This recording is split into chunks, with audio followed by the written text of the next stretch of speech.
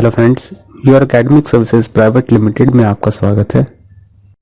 Hello friends, CSS की इस series में आपका स्वागत है। सीएसएस की बात करें तो सीएसएस के काफ़ी सारे चरण रहे हैं, इसने आहिस्ता आहिस्ता अपने आप को इवॉल्व किया है, अर्थात काफ़ी सारी प्रोग्रेसिंग हुई है। तो आइए इस सेशन में अब सीएसएस की हिस्ट्री के बारे में जानते हैं। सीएसएस के काफ़ी सारे लेवल्स हमारे पास उपलब्ध हैं। हर लेवल में सीएसएस ने कुछ ना कुछ नया ऐड किया है और हमें कुछ ना कुछ नए फीचर्स दिए हैं जिनसे हम आसानी से अपने वेब पेजेस को पोजीशन या डिस्प्ले लेवल्स पे सेट कर सकते हैं। अर्थात हमेशा सीएसएस ने नए फीचर्स को इंक्लूड करके हमारी वेब पेजेस की स्टाइलिंग को आसान किया है। सबसे पहले बात करें तो हमारे पास सीएसएस लेवल्स में सीएसएस 1 को इंट्रोड्यूस किया गया 1996 में। इसमें काफ़ी सारे फीचर्स को इंट्रोड्यूस किया गया।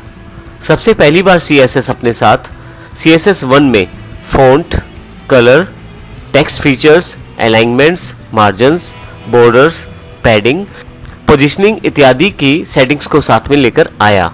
अर्थात सीएसएस 1 में इन सभी फीचर्स को इंक्लूड किया गया जिसके द्वारा हम सब सेटिंग्स को कर सकते हैं, चाहे वो फ़ॉन्ट से रिलेटेड हो, चाहे वो कलर से रिलेटेड हो, बॉर्डर, मार्जिन या पैडिंग से रिलेटेड हो। तो सीएसएस 1 में काफ़ी सारे फीचर्स को इंट्रोड्यूस किया गया पहली बार जब सीएसएस को प्रयोग किया गया।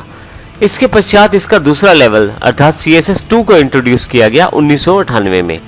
इसमें काफ़ी सारी पोजीशनिंग से रिलेटेड सेटिंग्स को अवेलेबल करवाया गया, जैसे absolute, relative, fix positioning elements, Z index.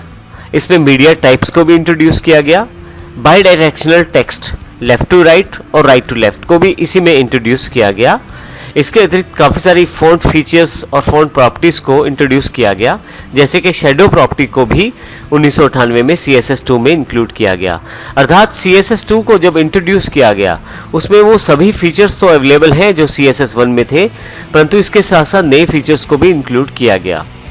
इसी तरह से CSS 3 को 1999 से 2016 के बीच में, जैसा कि हमारी रिकॉर्डिंग का ये समय जो है 2016 है, तो CSS 3 में काफ़ी सारे फीचर्स को इंक्लूड कर लिया गया है। CSS 3 जो है अभी भी इवॉल्विंग स्टेज में है, अर्थात इसमें अभी भी काफ़ी सारे फीचर्स को हर रोज़ नया ऐड किया जाता है। जैसे कि 1999 से 2016 के बीच में इसमें काफ़ी सारे फीचर्स को ऐड किया गया है, जैसे कि मॉड्यूल्स को इसमें ऐड किया गया है। बजाय एक पूरी फाइल पे काम करने के इसमें आप छोटे छोटे भागों में काम कर सकते हैं। इसके अतिरिक्त साउंड्स, CSS 3 के इफ़ेक्ट्स, लेआउट्स को भी इसमें इंट्रोड्यूस किया गया है। CSS 3 के ऊपर आप गूगल यदि आप करें तो इसमें काफ़ी सारे फीचर्स को आप बना बनाया पाएंगे, अर्थात आप कॉपी और पेस्ट करने से ही CSS 3 के एलिमेंट्स को अपनी वेबसाइट में इंट्रोड्यूस कर सकते हैं।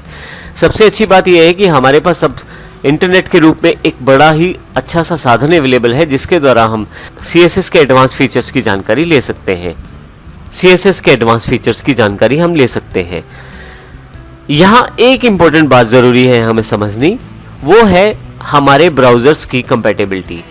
हमारे पास अलग अलग तरह के ब्राउज़र्स हैं, जैसे कि माइक्रोसॉफ्ट कंपनी का पुराना ब्राउज़र इंटरनेट एक्सप्लोरर और साथ ही बिल्कुल नया रिसेंट ब्राउज़र जो लॉन्च्ड है माइक्रोसॉफ्ट एज।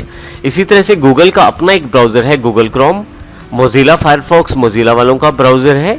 इसी तरह से नेटस्केप नेविगेटर या ओपेरा के नाम से काफ़ी सारे ब्राउज़र उपलब्ध हैं। तो इसका अर्थ ये हुआ कि हमारे पास एक वेबसाइट को देखने के लिए काफ़ी सारे ब्राउज़र्स रहते हैं। जब एक यूज़र अपने कंप्यूटर पे वेबसाइट को खोलता है तो आपको ये पता नहीं रहता कि वो कौन से ब्राउज़र में उसको देखना चाहता है। ब्राउज़र की कंपैटिबिलिटी का वेबसाइट के लुक पे काफ़ी फ़र्क पड़ता है। इसका अर्थ ये है कि काफ़ी सारे ब्राउज़र अलग अलग तरह से CSS को डिफाइन करते हैं। हालांकि आज की डेट में CSS 2 और CSS 3 के एलिमेंट्स में लगभग एक जैसा ही डिस्प्ले आउटपुट रहता है, पर फिर भी कुछ ब्राउज़र आपकी CSS को अलग प्रकार से दिखा सकते हैं। ऐसे केस में CSS 3 में आप काफ़ी सारी कोडिंग को ऐड करके इन सभी चीज़ों को आसानी से सॉर्ट आउट कर सकते हैं। CSS 1 जब इंट्रोड्यूस किया गया तो मोस्टली वो सभी ब्राउज़र्स के द्वारा सपोर्टेड था और साथ ही इसमें काफ़ी सारे एलिमेंट्स को शो किया गया था। कुछ एलिमेंट्स ऐसे थे जिनको कुछ ब्राउज़र्स अलग टाइप से डिस्प्ले करते थे और कुछ ब्राउज़र्स अलग टाइप से, परंतु CSS 2 को जब इंट्रोड्यूस किया गया तो इसमें काफ़ी सारे ब्राउज़र के द्वारा इन सभी एलिमेंट्स को सपोर्ट करना शुरू कर दिया गया और बिल्कुल एक जैसा सपोर्ट किया गया, जिससे कि CSS के उन सभी एलिमेंट्स को एक जैसा दिखाया जा सके सभी ब्राउज़र्स पे। CSS 3 की बात करें तो काफ़ी सारे ब्राउज़र के द्वारा इन्हें सपोर्ट किया जा रहा है, परंतु इस समय CSS3 का नया कॉन्सेप्ट होने के कारण काफ़ी सारे ब्राउज़र इसकी जो फीचर्स है अडॉप्ट करने में कुछ समय ले रहे हैं। अर्थात आने वाले समय में जब CSS3 को पूरी तरह से इंट्रोड्यूस कर दिया जाएगा और सभी ब्राउज़र्स उसको शो करना शुरू कर देंगे तो आप देखेंगे कि आपकी वेबसाइट सभी ब्राउज़र्स पे एक जैसी दिखाई देती है। इसके अलावा एक समस्या और भी रहती है हमारे साथ, वो ये कि ब्राउज़र के वर्जन भी बदलते रहते हैं। जैसे इंटरनेट एक्सप्लोरर जो है वो 6, 7, 8 या 9 वर्जन्स के साथ अलग से डिस्प्ले को रिप्रेजेंट करता है, उसी तरह माइक्रोसॉफ्ट का जो सॉफ्टवेयर है वो बिल्कुल अलग तरह से पर्टिकुलर CSS को रेंडर करता है या CSS को शो करता है। तो इसका अर्थ ये हुआ कि जब हम CSS की कोडिंग करेंगे, इन सब चीज़ों का ध्यान रखते हुए अपनी कोडिंग को तैयार करना है, ताकि अलग अलग ब्राउज़र की अगर अलग अलग डिस्प्ले आउटपुट है तो हम कोडिंग के द्वारा उसको भी चेक करें और आसानी से हम उनको एक रूपता लाने का प्रयास करें। अर्थात हम सभी ब्राउज़र पे एक जैसी आउटपुट लाने का प्रयास करें। आइए हम आने वाले सेशंस में सीखेंगे कि किस प्रकार CSS के द्वारा इन सभी चीज़ों को इम्प्लीमेंट किया जा सकता है।